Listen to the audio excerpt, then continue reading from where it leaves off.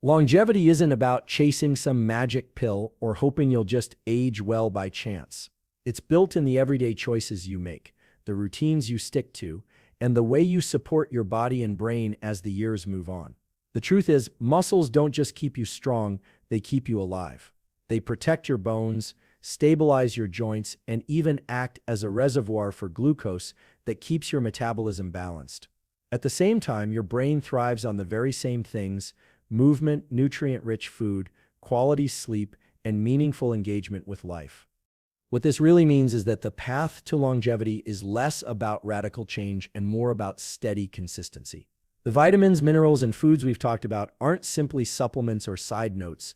They're the raw materials your cells depend on to repair, adapt, and keep functioning at their best. Pair those with strength training, regular walking, and keeping your mind stimulated, and you're giving yourself the best chance at living not just longer, but better. Here's the thing. Aging doesn't have to mean decline. It can mean refinement. It can mean learning how to use science and habit to keep your body resilient and your mind sharp. Longevity is earned one decision at a time. What you put on your plate, how you move, when you rest, and even the way you think about your future. So as you step into tomorrow, remember, this isn't about perfection. It's about stacking small wins that compound over years. The payoff isn't just more time, it's more life in the time you have. And that's what true longevity is all about. When people think about longevity, they often imagine diet, exercise, or sleep. But the longest-running study on human health, the Harvard Study of Adult Development, points to something else as the single strongest predictor of a long, fulfilling life: relationships. Not cholesterol, not weight, not even exercise, but the quality of your social connections. Here's what the research shows. Adults in their 50s who reported having close, supportive relationships were far more likely to enjoy healthier, longer lives than those who felt isolated, even if the isolated group had fewer medical risk factors. Social connection acts almost like a buffer against the wear and tear of aging. It lowers stress, protects the immune system, and supports mental health. In contrast, loneliness is as harmful to longevity as smoking or obesity. But relationships alone aren't enough. Purpose matters too. Neuroscientists have found that having a clear sense of why you get up in the morning activates dopamine pathways in the brain, the same ones that regulate motivation and resilience. A study published in JAMA Psychiatry showed that older adults with a strong sense of purpose were less likely to develop Alzheimer's, depression, and disability. Purpose quite literally keeps the brain engaged and the body resilient. So what does this mean in practical terms for your 50s? First, prioritize depth over breadth. A handful of meaningful, supportive connections does more for your health than dozens of casual acquaintances.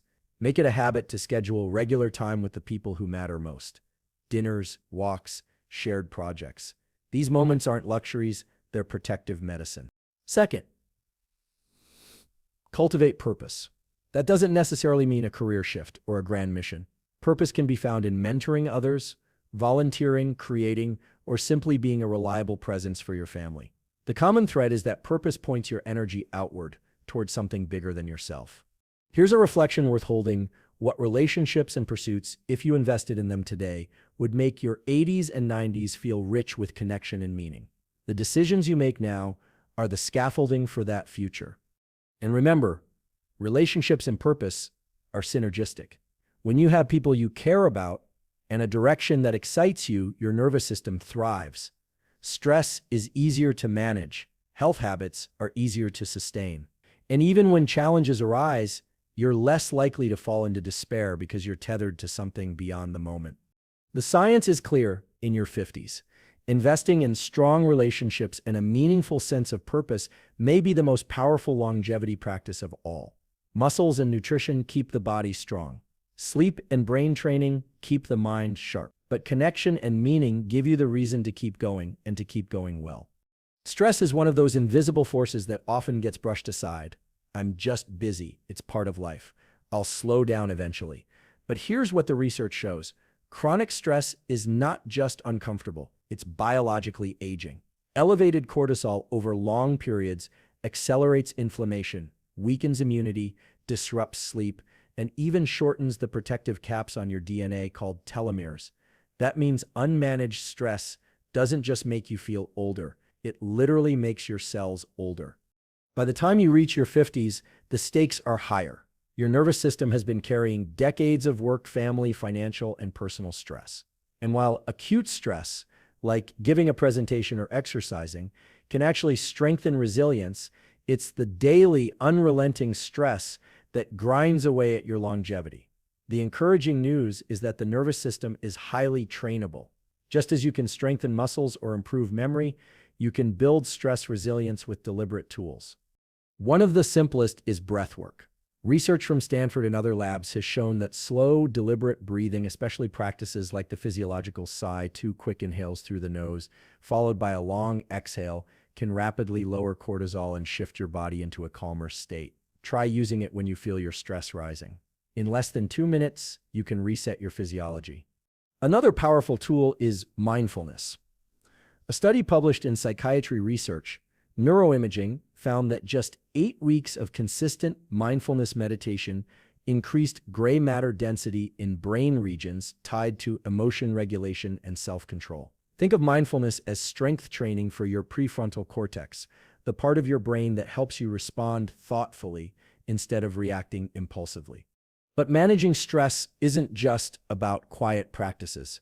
Physical movement, especially aerobic exercise, helps burn through excess stress hormones and floods the brain with endorphins, natural mood boosters, and social connection. Simply talking with a trusted friend activates oxytocin pathways, which counteract the effects of cortisol. Here's a reflection to consider. How often are you actively recovering from stress versus just enduring it? Too many people wait for vacations or weekends, but longevity is built by daily micro-recoveries, those intentional pauses that remind your nervous system it's safe. The deeper layer here is emotional regulation. Life in your 50s often brings transitions, children leaving home, career shifts, aging parents, new health realities. These can trigger a wide spectrum of emotions from grief to excitement. The goal isn't to suppress them, it's to navigate them skillfully. Journaling, therapy, or structured reflection can help you process emotions rather than store them in your body as tension. The science is clear. People who cultivate stress resilience in midlife have lower rates of cardiovascular disease, stronger immune systems, and longer lifespans.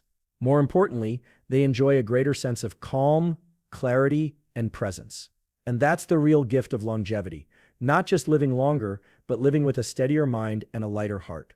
So the question is, will you let stress age you, or will you train your nervous system the way you train your muscles and brain? The tools are simple, free, and available every single day. Use them, and you're not just surviving stress, you're mastering it. When most people hit their 50s, the conversation around nutrition often circles back to calories. Eat less, cut carbs, watch portions. But longevity science shows that what really matters isn't just how much you eat, but how what you eat speaks to your cells. Every bite sends signals to your metabolism, your mitochondria, the little power plants inside your cells, and even to your genes. The right foods keep those systems youthful and efficient. The wrong ones accelerate inflammation and aging. Here's what the research shows. Studies from the National Institute on Aging highlight that midlife nutrition has a dramatic effect on lifespan. Diets rich in whole, nutrient-dense foods reduce risk of chronic disease by as much as 30 to 40%, while highly processed foods trigger the opposite, faster cellular wear and tear. That means your plate isn't just fueling you today. It's shaping how resilient you'll feel 20 or 30 years from now. One of the most powerful nutritional levers in your 50s is stabilizing insulin sensitivity. As we age, the body becomes less efficient at processing glucose, which can lead to weight gain, fatigue, and eventually diabetes. The tool here is simple. Focus on meals that combine protein, fiber, and healthy fats. A piece of salmon with leafy greens and olive oil, or lentils with vegetables and avocado, will keep blood sugar steady, reduce cravings, and protect your cells from oxidative stress. Timing matters too. Research on time-restricted eating, finishing your last meal a few hours before bed, shows it improves sleep quality, lowers nighttime blood sugar spikes, and supports cellular repair. Think of it like giving your body a nightly maintenance window. You wouldn't schedule construction work in the middle of rush hour traffic, and you shouldn't ask your body to digest heavy meals while it's trying to repair itself overnight. Another tool is targeting foods that fight inflammation. Chronic, low-grade inflammation is one of the strongest predictors of accelerated aging.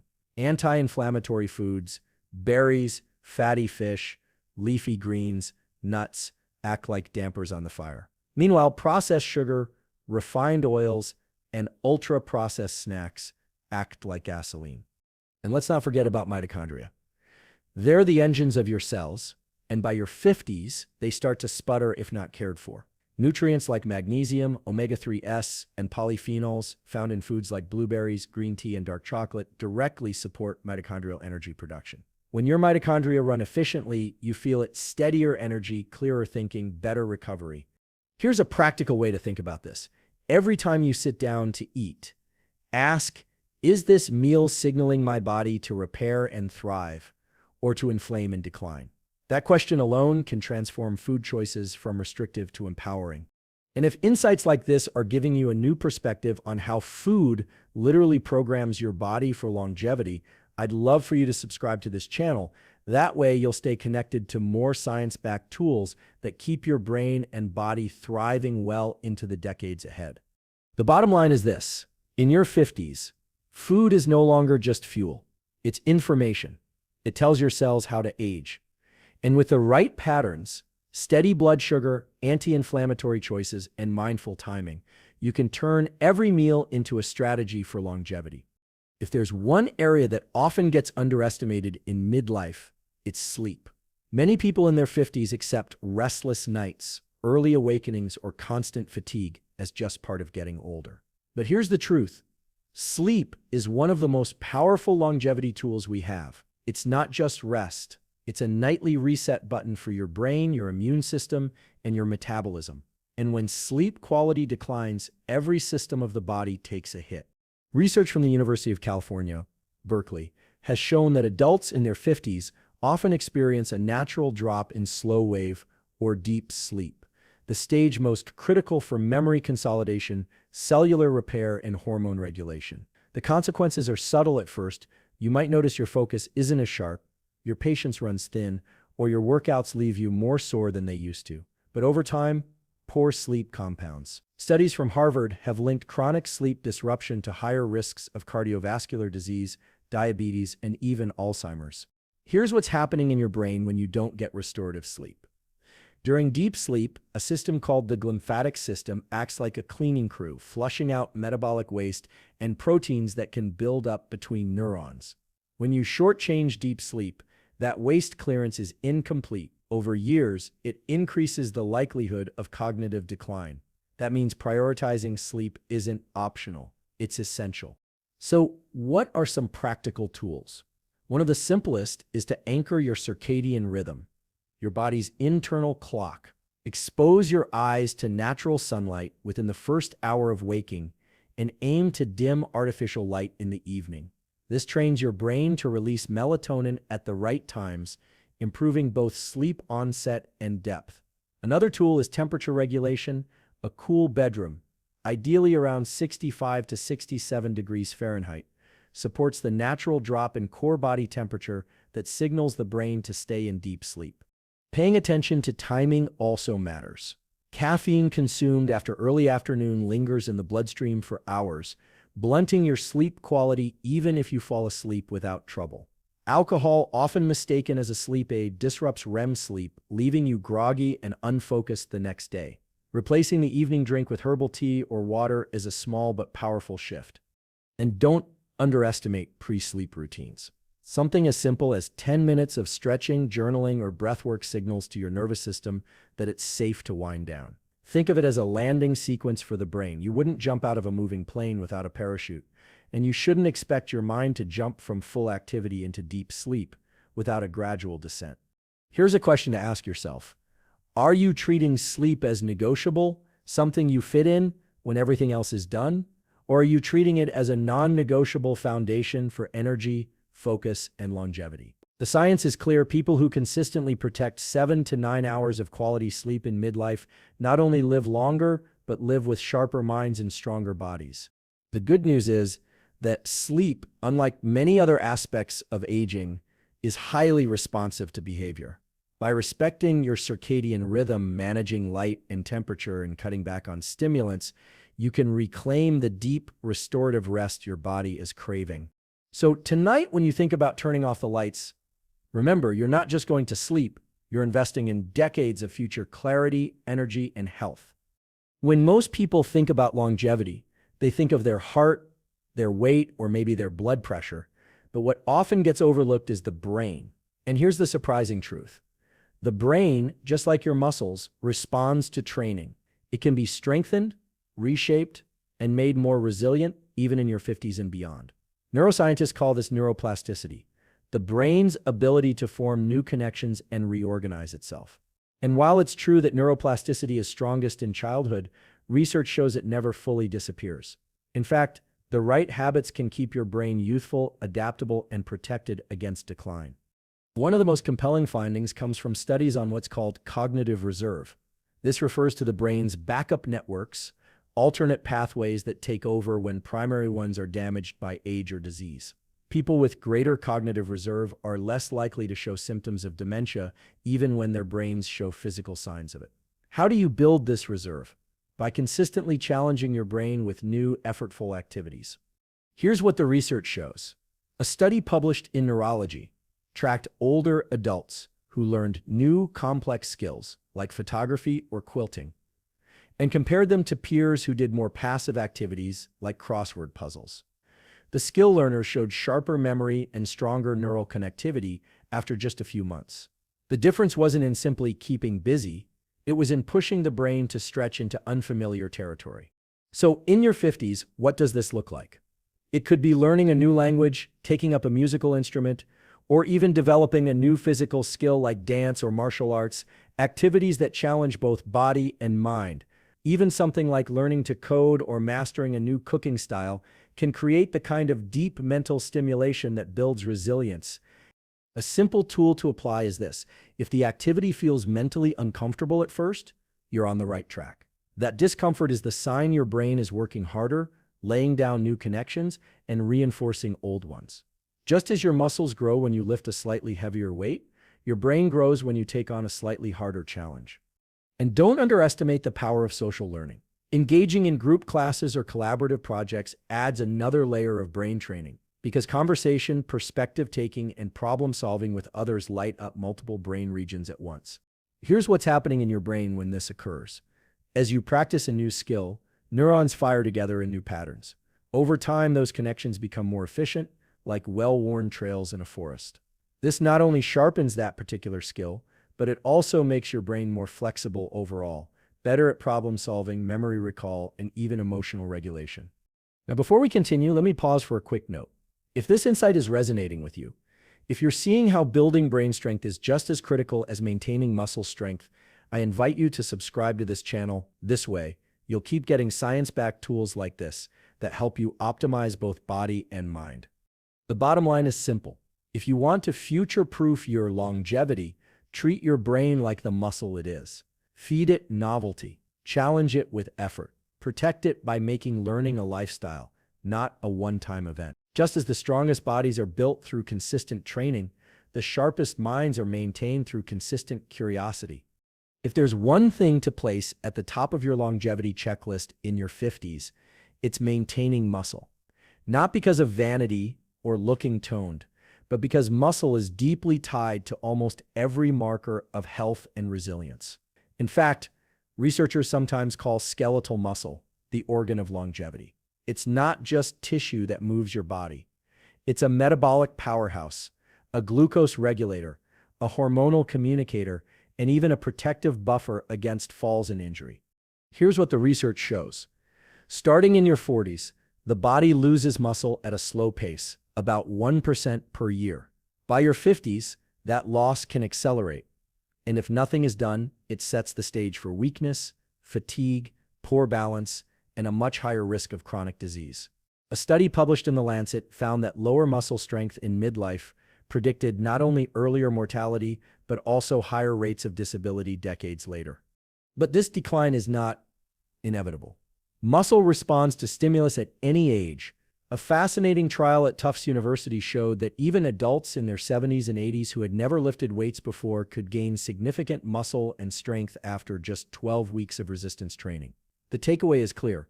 Your muscles don't forget how to grow, no matter your age. They just need the right signal. So, how do you apply this? The most effective tool is progressive resistance training, simply challenging your muscles with enough weight or resistance that they adapt and grow stronger. That doesn't mean you need to join a hardcore gym or lift like a bodybuilder.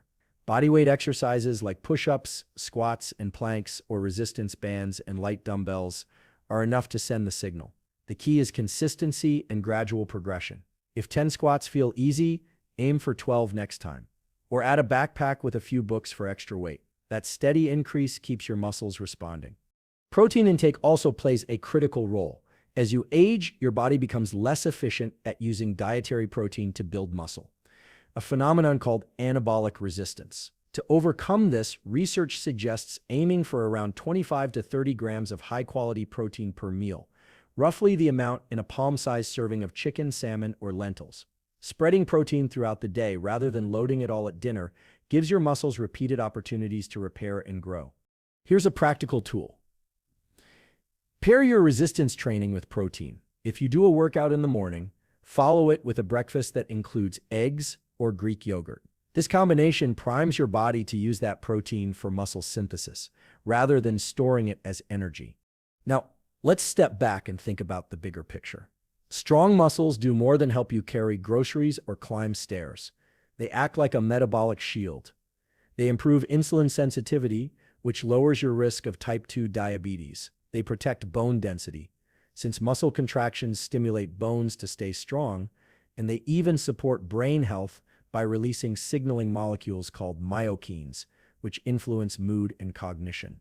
In other words, lifting a weight today is also an investment in a clearer, steadier mind tomorrow. Ask yourself this: do you want your 50s to feel like a slow winding down or like a training ground for the decades to come? Every set of squats, every walk with added resistance, every protein-rich meal is a vote for the latter. The research is overwhelming, muscle is medicine, and in your 50s, the prescription is both urgent and effective. So start small, but start today. Your future self, stronger, sharper, and more resilient, will thank you for every rep. As you step into your 50s, something fascinating happens inside the body and brain. Research shows that the choices you make in this decade have a disproportionately large impact on how long you live, and even more importantly, how well you live. In fact, a long-term Harvard study on adult development found that people's health habits in their 50s were some of the strongest predictors of both lifespan and quality of life in their 70s, 80s, and beyond. That means this isn't just another stage of life, it's a crossroads. Here's the thing. Longevity isn't just about adding more years to the calendar. It's about protecting the sharpness of your brain, the strength of your muscles, the resilience of your heart, and the steadiness of your mood. Neuroscientists call this health span, the years of life where your body and mind are still thriving, not just surviving. And the decisions you make now will determine whether those later years feel vibrant or fragile. What's happening beneath the surface is both empowering and sobering. Your metabolism begins to slow. Your muscle mass naturally declines, and the brain's networks for memory and focus become more sensitive to lifestyle factors like sleep, exercise, and nutrition. But here's the encouraging part. The science is clear that with a few deliberate habits, you can slow down or even reverse many of these processes. In fact, studies from Stanford and the Mayo Clinic show that small but consistent changes in this decade can cut risks of dementia, heart disease, and even certain cancers in half. So today we're going to look at the top 5 science-backed practices you can adopt in your 50s to extend both your lifespan and health span. Each of these isn't just theory. They're practical, neuroscience-informed tools you can apply daily, whether it's how you move, what you eat, how you think, or how you recover. By the end of this talk, you'll have a clear set of protocols to protect your body and brain for decades to come. And you'll see why the 50s, far from being a slowing down point, can actually be the most strategic and powerful decade for shaping the rest of your life.